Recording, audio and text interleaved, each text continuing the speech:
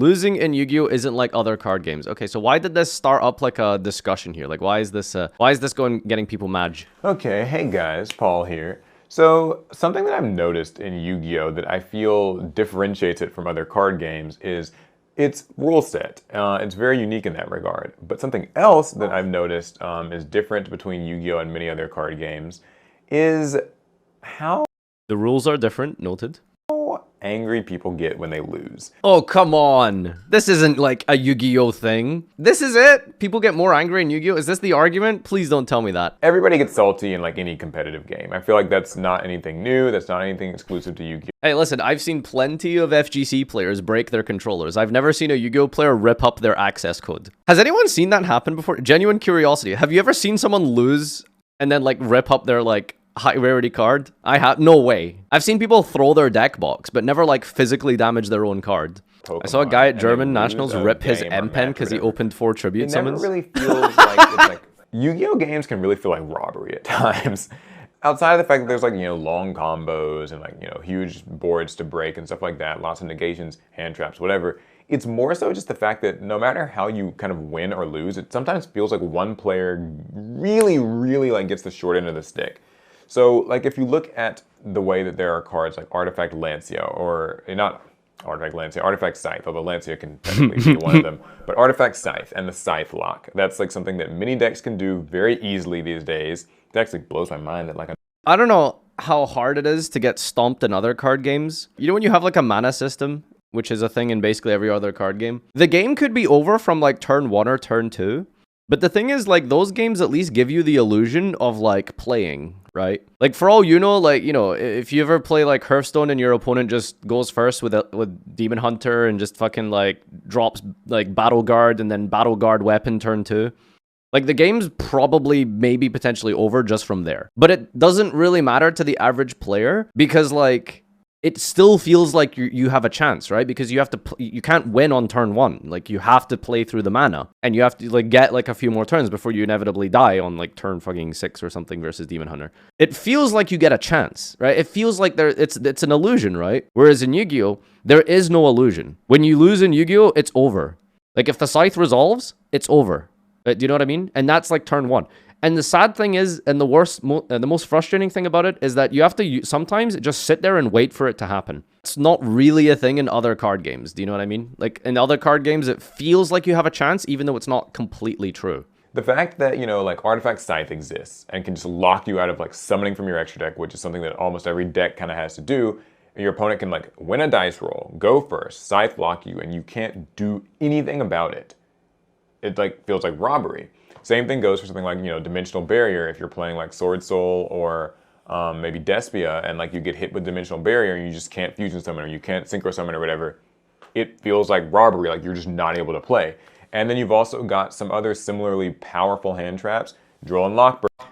See, I don't know, this video started off, I wasn't really understanding or getting it, but I kind of agree now. Like, I don't know. Like, there are a lot of games that you lose in Yu-Gi-Oh! Like, you had no chance of winning. There was nothing you could have done. And I feel like in a lot of other card games, there's more opportunities for you to, like, have a say and have a way to, like, win, right?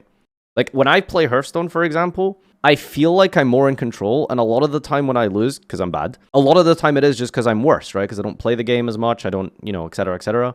But in Yu-Gi-Oh! Like, there are so many, especially Master Duel. I feel like most of my games in Master Duel are out of my control. Like, completely out of my control. There's, like, nothing I could have done differently, right? Except literally, like, queue up with a different deck against that specific matchup or win the dice roll. Do you know what I mean? So, your opening hand is way more important than any other card game. Yeah. And, like, which is naturally going to give, like, more variance, right? Like, I feel like, I'm not 100% sure, I feel like, for example, in Magic the Gathering, as an example, the top players consistently do better than the worst players more often. Whereas in Yu-Gi-Oh, the top players can have a streak of just like not topping a major event for like 3 events in a row. Because there's just so much high variance in the game. Do you know what I mean? Like literally some of the best players in the world will just like not top for like 3 events. Despite like putting in all of their time and effort, right? But in like other card games, they will like regularly like top, maybe like skip like 1 or 2 events. So I don't know, I just think like Yu-Gi-Oh has the most variance of any of them. And it just, you know, brutal hand traps. And then we turn around and have to kind of deal with like the Boardbreaker cards. So you've got like your super polys, your kaijus, your raw sphere modes, your dark roller no mores and droplets. These things that can just sort of like turn off or completely wipe your board, and you can't even respond to most of them. So, you know, you gotta kind of deal with that. Like super poly is super sacky. Sphere mode can be like this You can tell he's a Despia player when he's complaining about Super Poly of all cards. really sacky, can kind of feel like BS. Having your field just kind of wiped away with like evenly matched and lightning storm, it can just feel so like unfair. That's the irony, by the way. This game has like some of the most like broken like going second cards, and it's like still not enough sometimes. Because the game is like so fine-tuned around like specific combos that like it's irrelevant, right? Like, you can bring in Dark Ruler against a Scythe deck, and then, like, some of them don't even care because they Baron tag into the standby phase to resolve the Scythe. So now you need, like, something super specific to deal with that, right? And if you don't draw it, you lose. Everything in this game is just completely polarized by turn 1. It's, like, so important. Like, what can you do? Put it this way, right? The longer a duel lasts, the more influence you have over it, and the more control you have over that duel, right? If Yu-Gi-Oh! Is just forever going to be stuck in this, like, essentially 90% of duels are just decided turn 1-2, then it's always going to be like super high variance and a really frustrating, annoying game to play, dominated by like floodgates and blowout cards. People don't really like and they need to do something about that. If your opponent doesn't see those cards, like if your opponent doesn't see the hand traps that like shut you down or the field wipes that shut and here's the thing, right? I don't even think the solution to that is like slowing the game down or anything. I think they just have like the game is so far gone, literally so far gone out of reach of fixing, quote unquote, they just have to ignore it. Literally just move on and just embrace alternative formats. That's how you make like Yu-Gi-Oh! Like super enjoyable, right? Literally bring back like retro formats and promote them. Just have a YCS specifically just dedicated to only like the main event is like Edison or Go or something like that, right? That is the only thing that they can do, right? You can keep having your modern games and stuff, but like they could have like reprint sets with a bunch of like old cards and stuff like that. Do you know what I mean? Like you need to understand like the game will never be like those formats again. And so the only way to like make people enjoy Yu-Gi-Oh! For people who aren't interested in this like super insane high speed like turbo you know, turn 1-2 duels that we have right now is to just like literally promote alternative formats. Bring in like a rotation format or something, right? It doesn't, I'm not saying replace the main game with it. I mean like just you need to like have an alternative format. Yu-Gi-Oh! Has no other way to be played except with like standard competitive Yu-Gi-Oh! Right now. It's going kind of hard with side events and stuff. Getting a lot of, you know, speed duel stuff and things like that, which is, you know, I guess pretty cool. Even speed duel, I heard, is getting fucking power crept, by the way. But yeah, like, I think, like, something like having, like, super popular retro formats be, like, the main point of, like, an old, of an event, I think would be really, really good. And it just almost seems like Yu-Gi-Oh! Only one person really gets to have fun at almost any given time. Like, now, I'm being a bit, like, I'm exaggerating some of this, right? Like, I don't mean to actually suggest that Yu-Gi-Oh! Is strictly a dice roll freebie, you know, like, if someone wins, loses, and that's all it ever is. I've had plenty of grindy games. I've had plenty of games that are interactive, you know, games where there is real decision-making, games that go past the first or second turn. These things happen, and they happen more than you think.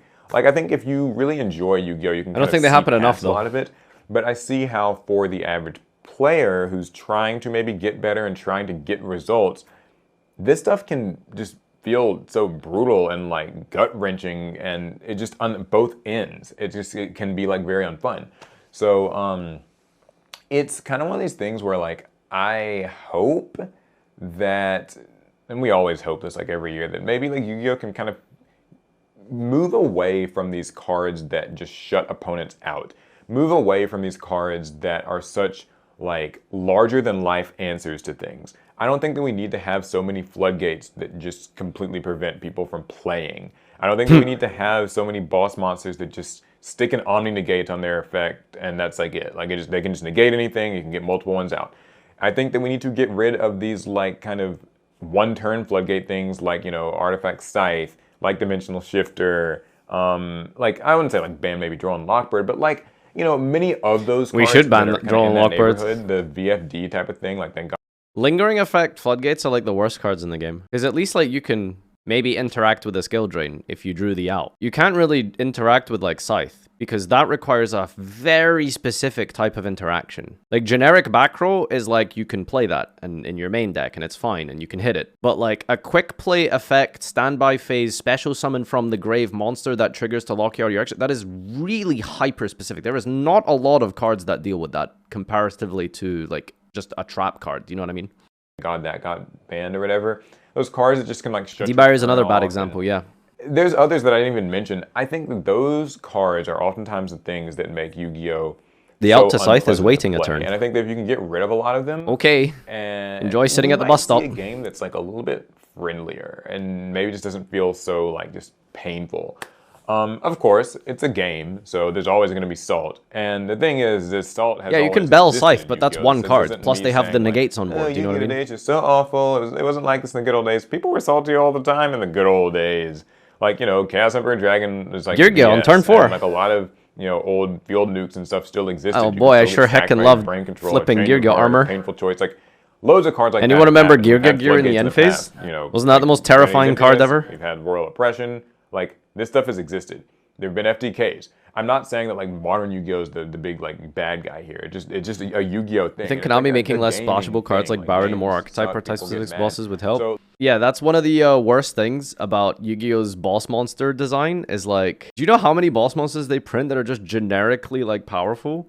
Like that's why we've had like so many toolbox decks in recent years.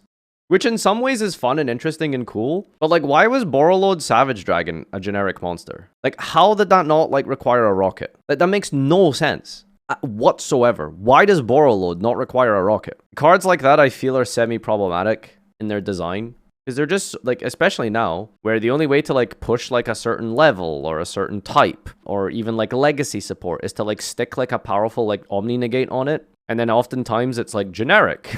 Again, maybe if Savage Dragon required dragons or something like that, right? It would help a lot. But we're in a situation where we have so many cards get you to other cards and then end on like a stupid board. So you have like generically like good toolbox, like starter cards and stuff, right? That I feel like maybe were accidentally made that way, but I don't know. It's hard to say like punks were made like in a way that didn't make them clearly generic. Like surely someone at Konami knew like they were just gonna like, well, we can just throw like a couple of these in and then some triple teleport in the deck. And then you basically have like a, you know, literal one card combo that ends on like 3 disruptions or something, right? Like I would think like they knew that that was going to happen. And I guess like the question is like why? Like why are they okay with that? Like do they think it's fun? Like do they think it's like good gameplay? Like do they think that's what players want? Yeah, you say money, but like there comes a point where the cards just become so ridiculous that there's a bit of a there's almost this like implosion of power level, right? Which is why I think I don't even know what the game is gonna look like years from now. I thought we peaked in 2018, and admittedly, we kind of did. I don't feel like the game was really ever at that power level since. Maybe we're always just going to maintain that level of broken, because I feel like a lot of decks these days are sort of on the level of like these, you know, link climbing good stuff 2018 decks. But the hand traps have gotten stronger, and the defensive cards and going second cards have gotten stronger since. I don't know. We'll see how Power of the Elements shakes things up.